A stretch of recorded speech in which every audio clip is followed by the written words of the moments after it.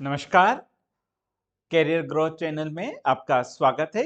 आज हम UGC net MP set paper first के यूनिट नंबर 2 का लास्ट टॉपिक कवर करेंगे, रिसर्च एथिक्स।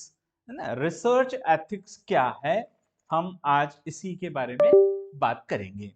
तो रिसर्च एथिक्स जो है ना, जब हम बात करते हैं कि रिसर्च एथिक्स, तो रिसर्च एथिक्स में यहाँ पर इथिक्स जो वर्ड है, इसका शाब्दिक अर्थ होता है नीति, है ना।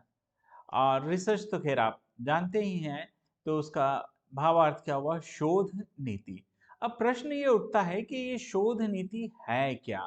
यहाँ पर मैं आपको एक बात क्लियर कर देता हूँ कि हिंदी में ज़्यादातर इसके लिए नैतिक शब्द उपयोग किया जाता है, लेकिन नैतिक जो है वो अंग्रेजी के मॉरल से आया है, ठीक है।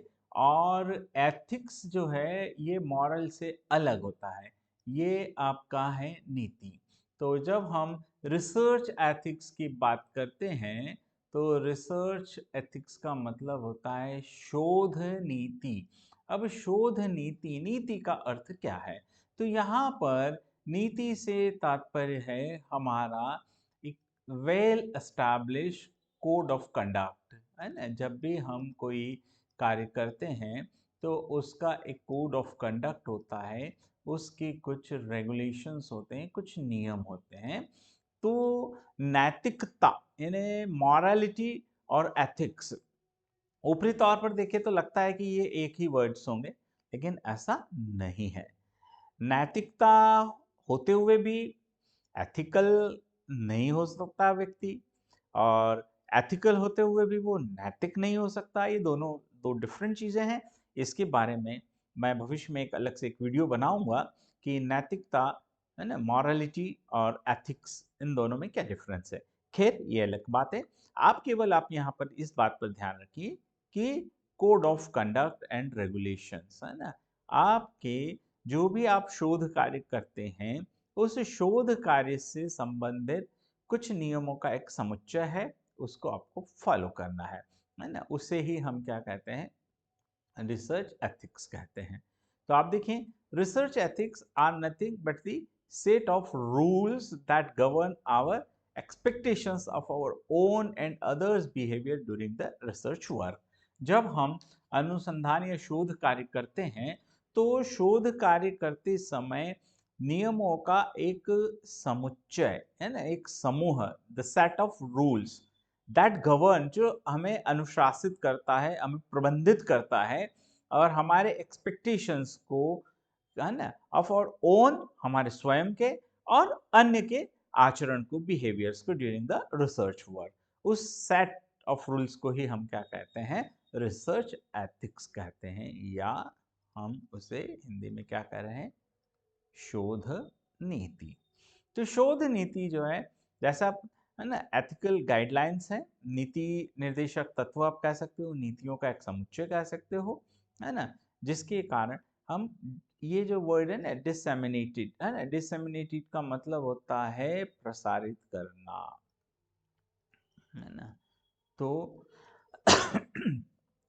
एथिकल गाइडलाइंस दैट गाइड्स अस, यानी वे नीति निर्देश जो हमें मार्गदर्शन प्रदान करते हैं कि हम अपना शोध कार्य किस प्रकार से प्रबंधित करें, किस प्रकार से उससे कंडक्ट करें, आचरण में लाएं या उसे संचालित करें, और उसे किस प्रकार से प्रसारित करें। Research ethics govern the standards, मानक रूप हैं, किस चीज के लिए मानक रूप हैं, conduct for scientific researchers, and it is the guideline for responsibly, है ना, रिस्पॉन्सिबिली यानी जिम्मेदारी के साथ, यानी जिम्मेदारी की भावना से जब हम रिसर्च को कंडक्ट करते हैं, तो that is called the research ethics. Research that implicates, है ना, इम्प्लीकेट्स, है ना, और human subjects are contributor rears distinguished, है ना। तो यहाँ पर आप देखिए कि इम्प्लीकेट्स मतलब दर्शाना, इम्प्लीकेट्स का हिंदी अर्थ क्या होता है, दर्शाता है ना। किस चीज को दर्शाता है, ह्यूमन सब्जेक्ट, मानव से जुड़े हुए विषयों को, और कंट्रीब्यूटर्स जो इसमें योगदान देने वाले हैं उनकी डिस्टिंक्ट विशिष्टताओं को, और मल्टी फैसेटेड है ना, मल्टी फैसेटेड का हम क्या लेंगे यहाँ पर अर्थ, बहुआयामी है ना, और साथ में आपका आ रहा है लेजिटिमेट है ना, लेजिटिमेट मतलब उसकी वैधता है ना, लेजिटिमेट, लेजिटिमेसी और लेजिटिमेट है ना, वैध, कम्युनल सांप्रदायिक, एडमिनिस्ट्रेटिव कंसर्न यानी प्रशासनिक चिंताएं, यानी रिसर्च में या शोध में मानव से जुड़े हुए विषयों को दर्शाना है ना, उसमें योगदान देने वाले की विशिष्टताओं को परिलक्षित करना, बहुआयामी नैतिकताएं, वैधता, सांप्रदायिक और प्रशासनिक चिंताएं। रिसर्च एथिक्स इज अनएम्बिगसली कंसर्न्ड है ना, अनएम्बिगसली कंसर्न्ड का मतलब स्पष्ट रूप से है ना, स्पष्ट रूप से हमारी जो चिंताएं हैं in the examination of ethical issues, जो नीति से जुड़े हुए मुद्दे हैं, दैट आर अप्रेज्ड है ना, दैट आर अप्रेज्ड यानी जिन्हें उठाया गया है, ऊपर लाया गया है, कब, when individuals are involved as participants in the study, अध्ययन के दौरान।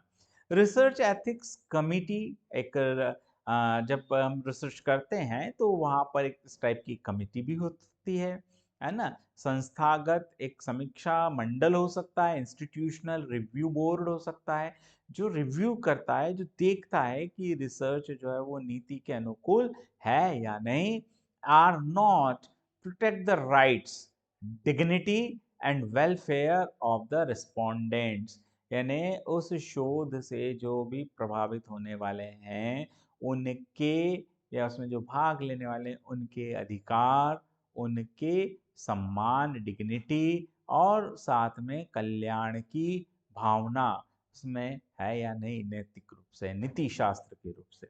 ये रिसर्च एथिक्स का उद्देश्य। अब objectives of the research ethics, यानी शोध कार्य में नीति की क्या आवश्यकता है, क्या उसके पीछे के ऑब्जेक्टिव्स हैं, उसके पीछे के क्या उद्देश्य हैं।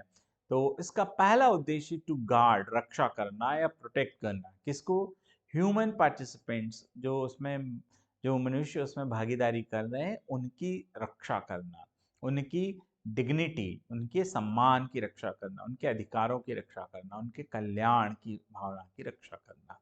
To make sure that the research is directed in a manner that assist welfares of person, यानी ये सुनिश्चित करना, टू मेक श्योर है ना, ये सुनिश्चित करना है ना, टू मेक श्योर सुनिश्चित करना कि शोध कार्य उस दिशा में बढ़ रहा है जहां यह लोगों या समूहों या समग्र रूप से सभ्यता है ना, सिविलाइजेशन एज ए होल है ना, समग्र सभ्यता के कल्याण, वेलफेयर मतलब कल्याण की दिशा में अग्रसर हो, ये इसका उद्देश्य है रिसर्च एथिक्स का। एंड टू इंस्पेक्ट है ना, निरीक्षण करना, पर्टिकुलर रिसर्च इवेंट्स, एक विशेष शोध कार्य या शोध घटना या शोध योजना को उनकी एथिकल, नीति रूप से यानी नीति शास्त्र के अनुसार उनकी रिलायबिलिटी, विश्वसनीयता, ये इसका उद्देश्य है, ऑब्जेक्टिव्स है। अब इसके 7 प्रिंसिपल्स हैं रिसर्च एथिक्स के, देयर आर 7 प्रिंसिपल्स। तो पहला प्रिंसिपल है मिनिमाइजिंग द रिस्क हार्म, यानी जो जोखिम वाले जो घटक हैं उसको न्यूनतम करना है ना, जोखिम को या जोखिमों को न्यूनतम करना, ये रिसर्च एथिक्स का प्रिंसिपल है ना। तो इसमें किस प्रकार के है ना, minimise any sort of form, किस प्रकार के नुकसान या जोखिमों को मिनिमाइज करना है, तो पहला बॉडीली हार्म टू कंट्रीब्यूटर्स, जो इसमें भाग लेने वाले सहभागी हैं, कंट्रीब्यूटर्स हैं, उनको किसी भी प्रकार से शारीरिक क्षति न पहुंचे, शारीरिक नुकसान न हो, शारीरिक क्षति को कम करना। साइकोलॉजिकल एगोनी, है ना, मनोवैज्ञानिक, है ना, और एगोनी का अर्थ होता है पीड़ा, है ना, या कष्ट, एगोनी, है ना, एगोनी यानी पीड़ा। और एम्ब्रेसमेंट मतलब शर्मिंदगी, है ना। मैं भी आपको एक उदाहरण से ये चीज बताऊंगा कि किस प्रकार से हम ये उसका प्रिंसिपल है ना। तो अब देखिए साइकोलॉजिकल एगोनी एंड एम्ब्रेसमेंट। अब हम आगे एक उदाहरण में पढ़ेंगे कि जब शोध किया जाता है तो उसमें रिसर्च एथिक्स अगर उसमें आपने इनपुट किया है तो आप इन चीज़ों को अवॉइड करेंगे कि उसमें जो कंट्रीब्यूटर्स हैं उनको किसी भी प्रकार से मनोवैज्ञानिक या साइकोलॉजिकल पीड़ा न हो, साइकोलॉजिकल एगोनी न हो, साथ ही साथ उनको शर्मिंदगी महसूस न हो, शर्मिंदगी का एहसास न हो, है ना। आप इसको इस प्रकार से ले सकते हैं कि हमारे देश में अभी कुछ समय पूर्व जो महिला पहलवान हैं कुश्ती, है ना, उनने शिकायत की, उसकी जांच हुई, उनको काफी शर्मिंदगी का मीडिया ने जिस प्रकार से कुछ मीडिया ने इसको कवरेज किया, या फिर मणिपुर की जो शर्मसार कर देने वाली घटना है, जिन महिलाओं के साथ यह अत्याचार, अनाचार, पापाचार हुआ है, उससे उनको कितनी मनोवैज्ञानिक पीड़ा हुई और शर्मिंदगी का एहसास हुआ। और यदि कोई उनसे इससे जुड़े हुए प्रश्न जब पूछता है, कुकी समुदाय या मैतेई समुदाय जो भी है, तो उन्हें एम्ब्रेसमेंट का सामना करना पड़ता है। तो यदि हम शोध करें और इस प्रकार से एम्ब्रेसमेंट अगर होता है तो फिर हमारा रिसर्च एथिकल रिसर्च नहीं हो सकता। तो रिसर्च एथिक्स में ये चीज है। सोशल ड्रॉबैक, सामाजिक पिछड़ापन, है ना, या हम कह सकते हैं सामाजिक रूप से उसमें क्या कमी है। वायलेशन ऑफ पार्टिसिपेंट्स कॉन्फिडेंशियबिलिटी, है ना, कॉन्फिडेंशियबिलिटी यानी जो इसमें सहभागी कर रहे हैं उनसे जुड़ी हुई चीजों की गोपनीयता को बनाए रखना, और प्राइवेसी यानी निजता, है ना, उनकी प्राइवेसी को मेंटेन करना, है ना। In order to minimise the risk of harm, the research और डाटा कलेक्टर शुड, यानी अगर हम ये मिनिमाइज करना चाहते हैं तो एक रिसर्चर को, यानी एक शोधकर्ता को, या जो डाटा संग्रहण कर रहा है, डेटा कलेक्शंस कर रहा है, उसको क्या करना चाहिए, तो उससे करना चाहिए obtain informed consent from participants, यानी जो इसमें प्रतिभागी हैं जिनसे आप डेटा कलेक्ट कर रहे हो, तो प्रतिभागी की सहमति, और उसकी सहमति सूचित होना चाहिए, है ना, लिखित फॉर्म में होना चाहिए। प्रोटेक्टिंग एनोनिमिटी, है ना, एनोनिमिटी मतलब उसको छिपाए रखना। एनोनिमस का या एनोनिमिटी का मतलब हम अगर लें ना तो गुमनाम, यानी जिसको छुपा लिया गया है वो यहाँ पर मेंटेन रहना चाहिए। एंड कॉन्फिडेंशियबिलिटी, अगेन वही वर्ड आ गया, गोपनीयता। Avoiding misleading practice, misleading practice का मतलब है जो भ्रामक है, मिसलीड करती है, भ्रामक प्रथाएं, है ना, या भ्रामक कार्यशैली या भ्रामक कार्य व्यवहार, ये नहीं होना चाहिए।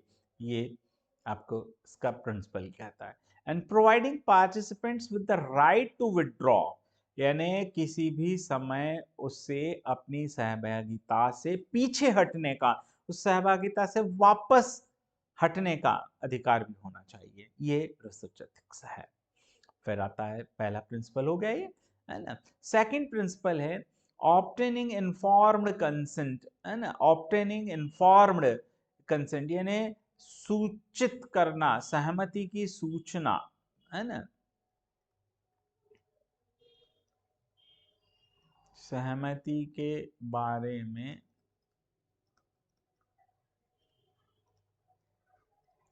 सूचित करना या उनसे प्राप्त करना, कंसेंट लेना।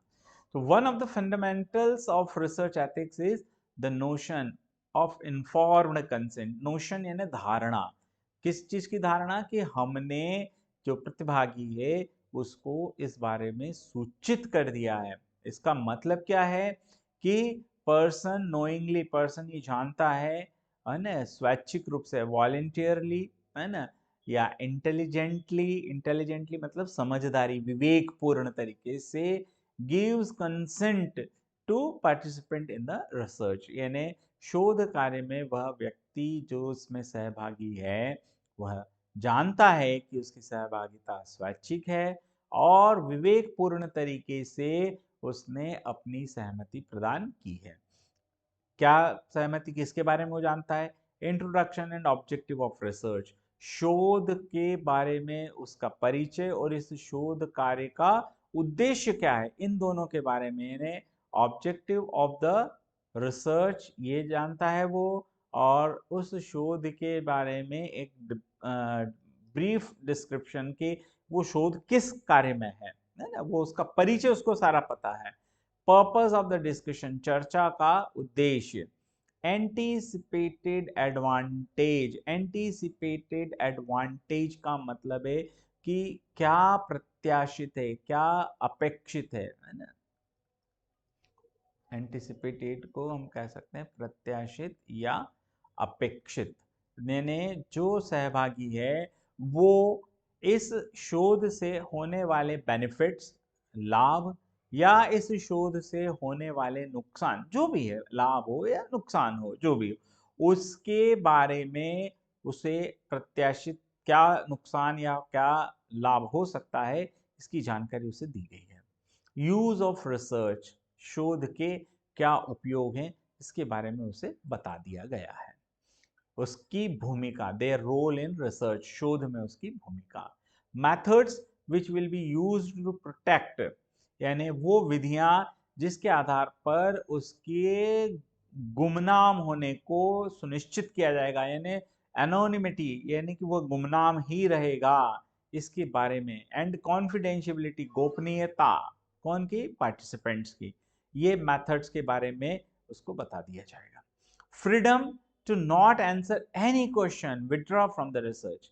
साथ ही रिसर्च एथिक्स कहता है कि यदि कोई पार्टिसिपेंट्स किसी क्वेश्चन का आंसर नहीं देना चाहता है तो उसे इस बात की स्वतंत्रता प्रदान की जाती है और साथ ही वह शोध से कभी भी विथड्रॉ कर सकता है।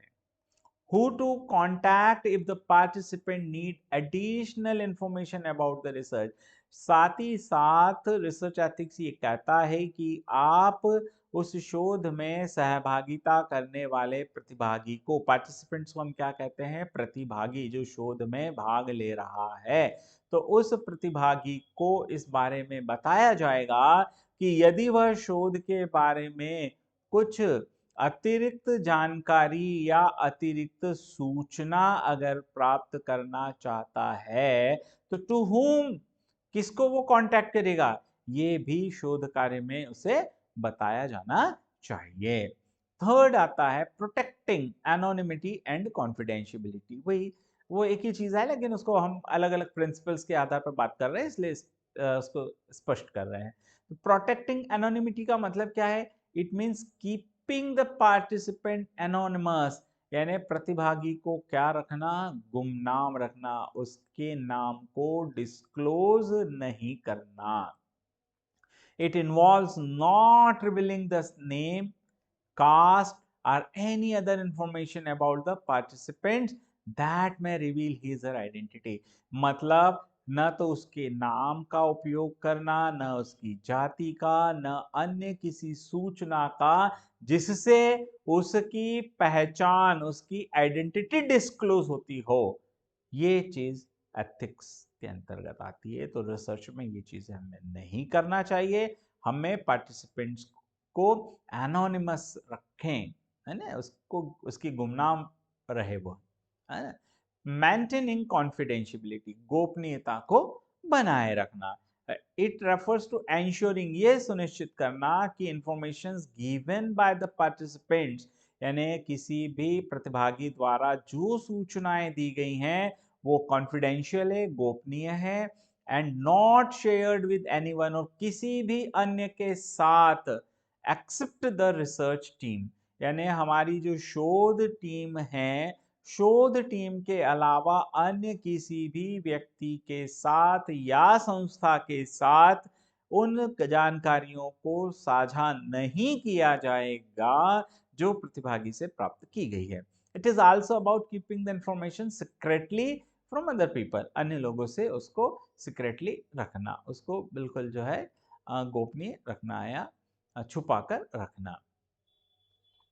अवॉइडिंग मिसलीडिंग प्रैक्टिस, है ना, मिसलीडिंग प्रैक्टिस यानी भ्रामक कार्य योजना को अवॉइड करना। The researcher should avoid all the deceptive and misleading practice that might miss inform the respondent, जो कि रिस्पोंडेंट को गलत सूचनाएं देता है, मिस इन्फॉर्म करता है। It includes avoiding all the activities like communicating wrong messages, giving false assurance, giving false information, गलत संदेश देना, उसके बारे में उसको कम्युनिकेट करना, गलत आश्वासन देना, फॉल्स एश्योरेंस देना, एंड फॉल्स इंफॉर्मेशन, और गलत सूचनाएं देना। गलत संदेश नहीं देना, गलत आश्वासन नहीं देना, झूठे आश्वासन नहीं देना, और झूठी सूचनाएं नहीं देना। Providing the right to withdraw, है ना, उससे विड्रॉ करने के अधिकार प्रदान करना, मतलब पार्टिसिपेंट जिस भी लेवल पर चाहे वह शोध कार्य से स्वयं को पृथक करने का निर्णय ले सकता है। They should not be stressed और forced in any manner or to try to discontinue them from withdrawing, उनको किसी भी प्रकार से न तो तनाव प्रदान करना है, न ही उन्हें किसी प्रकार से फोर्सफुली उनको मतलब दबाव में लाना है कि भैया तुमको रिसर्च में रहना ही नहीं। उसने डिसीजन ले लिया कि वो विड्रॉ करना चाहता है, देन इट्स ओके, उसे विड्रॉ करने का राइट है। 6th नंबर पर है protection of vulnerable groups of people, जोखिम वाले समूह या जो संकट में जो लोग हैं, वल्नरेबल ग्रुप्स हैं या वल्नरेबल पीपल्स हैं, उन जो संकटग्रस्त हैं उनकी रक्षा करना। इसको हम ऐसे समझे कि अभी जो मणिपुर हिंसा हुई है ना, तो आप देखिए कि मणिपुर हिंसा को लेकर माननीय सुप्रीम कोर्ट की जो जजेस हैं उन्होंने सुनवाई की, और उन्होंने क्या किया, अलग से 46 आई थिंक SITs बनाई है, स्पेशल इन्वेस्टिगेशन टीम बनाई है। और ये टीम क्यों बनाई गई, क्योंकि जो कुकी समुदाय है वो अपने आप को वहां पर असुरक्षित महसूस कर रहा है, मतलब वहां पर कुकीज लोग जो है वो किस कैटेगरी में आ गए, वल्नरेबल ग्रुप्स में आ गए।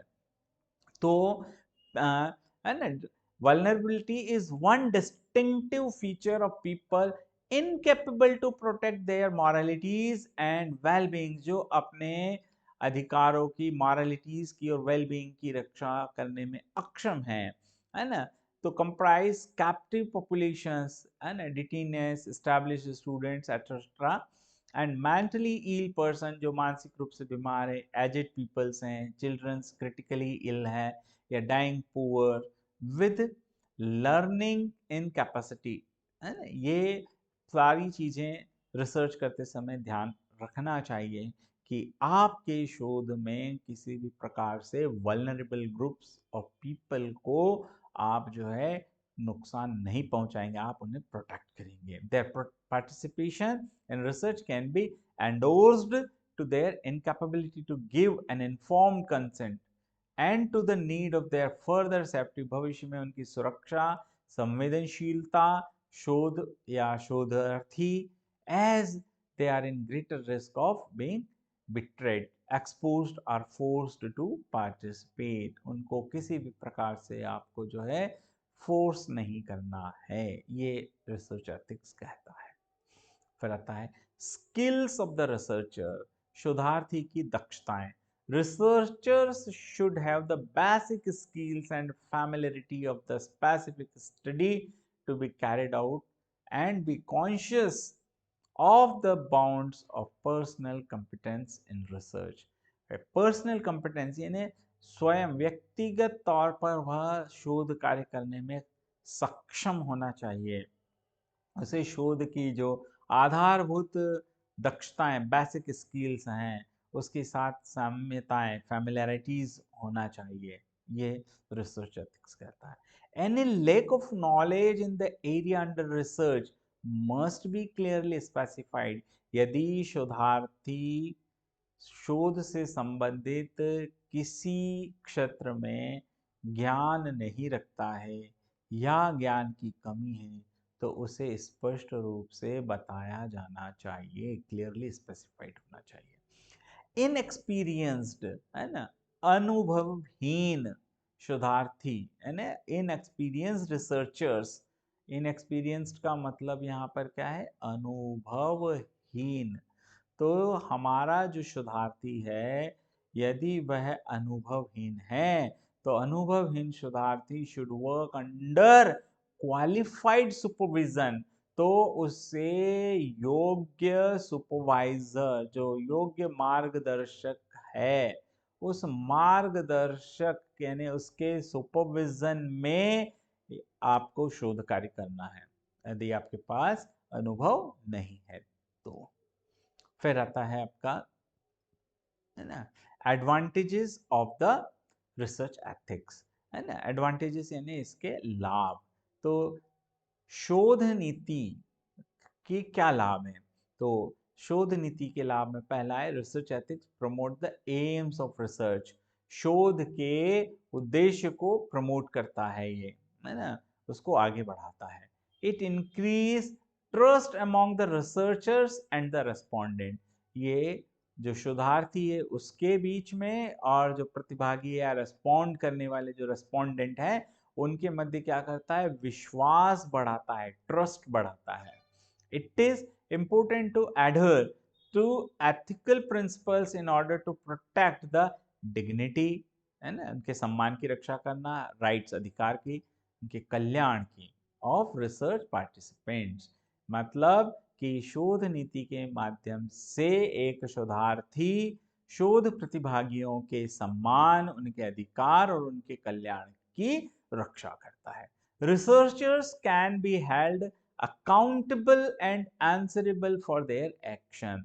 शोध नीति के माध्यम से ही एक शोधार्थी को उसके कार्य के लिए जिम्मेदार, है ना, जिम्मेदार और साथ ही साथ उसके प्रति उत्तरदेयता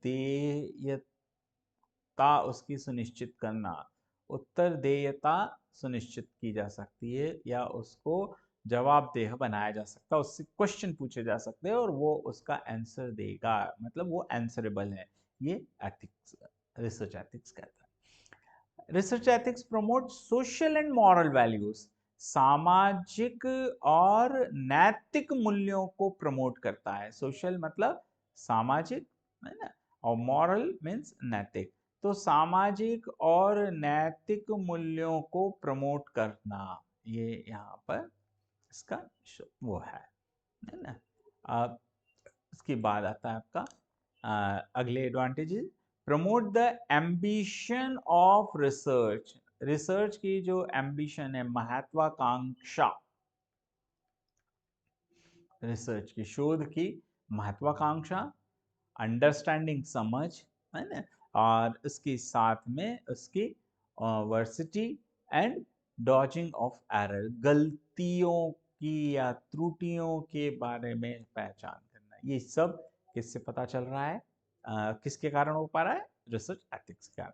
ethical standard uphold the values that are vital to cooperative work such as belief, विश्वास, answerability, उत्तरदेयता, म्यूचुअल रिस्पेक्ट, पारस्परिक सम्मान एंड इम्पार्शियलिटी, निष्पक्षता। यानी ये इसको अपहोल्ड करता है, इसको आगे बढ़ाता है, इसको मेंटेन रखता है। किस चीज को मेंटेन करता है? तो जब हम रिसर्च में एथिक्स को फॉलो कर रहे हैं तो अब क्या कर रहे हैं हम, सहभागी कार्य, कोऑपरेटिव वर्क है, एक दूसरे के सहयोग से होने वाला कार्य है, विश्वास, है ना, उत्तरदेयता, पारस्परिक सम्मान और निष्पक्षता सुनिश्चित होती है। एथिकल नॉर्म्स, नीति शास्त्र के या नीतिगत जो नियम हैं, स्टैंडर्ड्स हैं, नॉर्म्स हैं रिसर्च में। Also add to construct public upkeeping, है ना, लोगों को इस बारे में क्या करते हैं, अपकीप रखते हैं, है ना, उनको यानी उसके बारे में उन्हें अवेयर करते हैं। People are more likely to trust research project, लोग ज्यादा विश्वास करते हैं किसी शोध परियोजना पर, they can trust the worth and reliability of research, है ना। अगर कब, जब हम रिसर्च एथिक्स को हमारे रिसर्च में इन्वॉल्व करते हैं तो।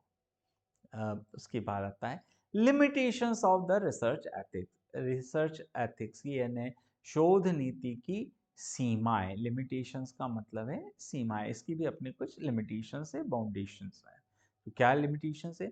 पॉसिबिलिटी टू फिजिकल इंटीग्रिटी, शारीरिक अखंडता, containing those linked with experimental drugs and dealing with other involvements that will be used in the study, है ना। ऐसे स्टडी में जहाँ पर कुछ एक्सपेरिमेंटल ड्रग्स, प्रायोगिक औषधियाँ उपयोग में लाई जाती हैं। Measures use to observe research participant such as blood sampling, X rays and lumbar punctures et cetera, रीढ़ की हड्डी को पंक्चर्स करना, एक्सरेज लेना, रक्त के नमूने लेना, ये कुछ ऐसी चीज़ें हैं जहाँ पर शारीरिक अखंडता यानी फिजिकल इंटीग्रिटी, व्यक्ति की कुछ गोपनीय निजताएं जो होती हैं वो कहीं ना कहीं थोड़ी बहुत प्रभावित तो होती ही होती हैं। साइकोलॉजिकल रिस्क, मनोवैज्ञानिक जोखिम है। For example, A questionnaire may be perhaps signify a risk if it is fears traumatic events are happening that are especially traumatic, यानी ट्रॉमेटिक कोई इवेंट्स हुआ है, मतलब आप कह सकते हैं बहुत ही दर्दनाशक चीज, दर्द वाली चीज है, ट्रॉमा जिसको हम कह सकते हैं, पीड़ा बहुत, मणिपुर वाली जो घटना है। तो अब अगर उनसे हम कोई क्वेश्चनियर्स पूछें, मीडिया वाले जाते हैं और वो जिस प्रकार से मूर्खतापूर्ण प्रश्न वहाँ से पूछते हैं, अब वो प्रश्न तो पूछते हैं, लेकिन अगर प्रश्न पूछते हैं उसमें अगर वो कोशिश करते हैं कि सामने वाले जिससे भी वो क्वेश्चनियर्स कर रहे हैं उसको जो है कम से कम साइकोलॉजिकली जो है उसको कहना चाहिए पीड़ा, है ना, हो, लेकिन क्या पूर्णतः ऐसा किया जा सकता है? संभव ही नहीं है। कहीं ना कहीं तो आपको उस घटना के बारे में कुछ पूछना तो पड़ेगा ही। तो ये एक साइकोलॉजिकल रिस्क, मतलब यहाँ पे एक लिमिटेशंस है ना। फिर है सोशल, सामाजिक, है ना, कानूनी और आर्थिक रिस्क, है ना। If personal information collected during a study of unintentionally released, participants might face a threat of judgment or stigmatization, है ना। अगर मान लिया कि ऐसा इतना हम कर रहे हैं, उसके बावजूद भी कहीं ना कहीं चिंताएं हमारी अपनी जगह है, पीड़ाएं अपनी जगह हैं। पूर्णतः हम रिसर्च एथिक्स में हम ये दावा कर ही नहीं सकते हैं कि हमने किसी की व्यक्तिगत सूचनाएं प्राप्त की हैं, हमने तो उसको अनइंटेंशनली लिया है, लेकिन कहीं ना कहीं इनसे उनको कुछ सामाजिक, कुछ कानूनी या कुछ आर्थिक जोखिम हो सकते हैं। सर्टेन ट्राइबल्स, है ना, कुछ विशेष जनजातीय समूह या लोगों का समूह में पॉसिबली सफर फ्रॉम डिस्क्रिमिनेशन, जो कि डिस्क्रिमिनेशन से पीड़ित है ना। और अगर मान लिया कि उस पर हम कोई रिसर्च आदि करते हैं तो डेफिनेटली तो कहीं ना कहीं कुछ ना कुछ तो पीड़ा जरूर होती है। तो यहाँ पर हमारी लिमिटेशंस है। फिर द रिसर्च में perhaps have an influence on the prevailing health system, है ना। अगर हमारे स्वास्थ्य सिस्टम से, यानी स्वास्थ्य का जो हमारा हेल्थ सिस्टम है, मान लिया कि, है ना, human and financial capital dedicated to research में distract attention from other demanding health care necessities in the community. ये कुछ हमारे रिसर्च एथिक्स के बारे में हमने बात की। अब हम रिसर्च में इसको किस प्रकार से हम जो है, how can we ensure ethics at different steps of the research, शोध के विभिन्न चरणों में हम किस प्रकार से एथिक्स को, नीति को सुनिश्चित कर सकते हैं। तो collect the facts and talk over intellectual belongings openly, है ना। तथ्यों को इकट्ठा करें और बौद्धिक रूप से खुले विचारों के साथ चर्चा करें, तो हम एथिक्स को सुनिश्चित कर सकते हैं। आउटलाइन द एथिकल मैटर्स, जो नीति से संबंधित जो मुद्दे हैं उनकी एक आउटलाइन तैयार कर लें, ताकि आपको पता रहे कि आपको अपनी सीमाएं, बॉर्डर्स क्रॉस न करना पड़े। Detect the affected parties, that is stakeholders, है ना। स्टेक होल्डर्स मतलब है कि जिनके हित लाभ वहां पर हैं, है ना, उनसे। हित लाभार्थी, है ना, या उससे जुड़े हुए लोग। एसेशन ऑफ और फोरफिटीज, जब्त की जाने वाली सामग्रियों के बारे में जानकारी रहना। रिकॉग्नाइज द रिस्पॉन्सिबिलिटी, है ना, जो उत्तरदायित्व है या जवाबदेही है उसको रिकॉग्नाइज करना, सुनिश्चित करना in terms of the principles, rights and justice, सिद्धांत, अधिकार और न्याय के संदर्भ में, है ना। Contemplate your personality and truthfulness, आपके व्यक्तित्व और आपकी जो सत्यता है उसको सुनिश्चित करना, है ना। डेलिबरेट इनोवेटली अबाउट पॉसिबल एक्शंस, क्या संभावित कार्य योजना हो सकती है उसको नवाचार तरीके से, नवोन्मेषी, है ना, डेलिबरेट यानी उसको आप कहना चाहिए सामने लाना, डेलिबरेटली। तो यहाँ पर इनोवेटली का मतलब क्या है, नवोन्मेषी तरीके से उसको सामने लाना, डेलिबरेट करना पॉसिबल एक्शंस को। रिस्पेक्ट प्राइवेसी एंड कॉन्फिडेंशियलिटी, निजता और गोपनीयता का सम्मान करना। Resolve on the appropriate ethical actions and be willing to deal with divergent point of view, विभिन्न जो कहना चाहिए कि डाइवर्जेंट पॉइंट्स हैं उसके बारे में चर्चा करना अप्रोप्रिएट तरीके से, है ना। तो आई होप कि आपको ये चीज़ें समझ में आई होंगी। तो इस तरह से अब हमारी जो है यूनिट 2 कंप्लीट हो गई है। आप डिस्क्रिप्शन में पूरे यूनिट 1 और यूनिट 2 से रिलेटेड प्लेलिस्ट मेरे इसमें डली हुई है, आप उसको देखिए। और यूनिट 1 के पिछले ईयर्स के 82 क्वेश्चंस का सॉल्यूशंस भी मैंने प्रोवाइड करा दिया है। अब नेक्स्ट वीडियो में मैं यूनिट 2 जो है ना, क्योंकि हमारा ये यूनिट कंप्लीट हो चुका है, तो इस पर मैं 2 वीडियो जो है वो प्रीवियस ईयर के क्वेश्चंस को लेकर डालने वाला हूं। तो यदि आपने अभी तक मेरा चैनल सब्सक्राइब नहीं किया है तो सबसे पहला काम है आप सब्सक्राइब कीजिए, ताकि आपको जो है आने वाले समय में इन वीडियोस के माध्यम से प्रिपरेशन करने में हेल्प मिले। Thank you.